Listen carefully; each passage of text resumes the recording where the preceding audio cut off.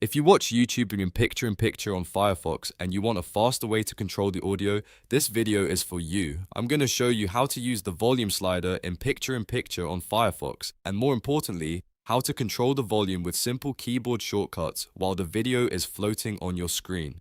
This is super useful if you want to keep watching a video while working in another tab or app without constantly switching back to the browser. If this tutorial helps you out, make sure to hit the like button and subscribe for more easy software tips just like this. Alright, let's jump right in. First, open Firefox and go to YouTube. Once you're on YouTube, pick any video you want to watch. It can be any regular video, so choose one that you can test with. Now start playing the video.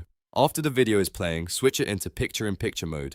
In Firefox, this usually means right-clicking the video twice and selecting picture-in-picture, or using the picture-in-picture button if it appears on the video.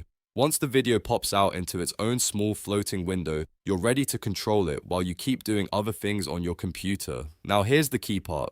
In picture-in-picture on Firefox, you can use your keyboard to adjust the audio quickly. If you want to increase the volume, press the up arrow key.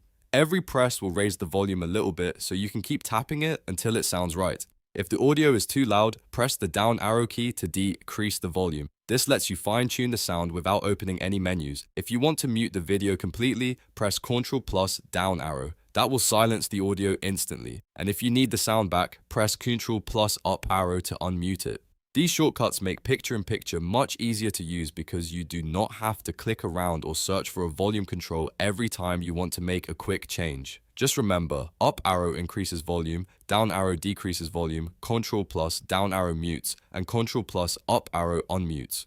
Once you get used to these shortcuts, controlling YouTube in Firefox picture-in-picture becomes much faster and more convenient. It is a simple trick, but it can really improve your workflow if you use floating videos while working, studying, or multitasking.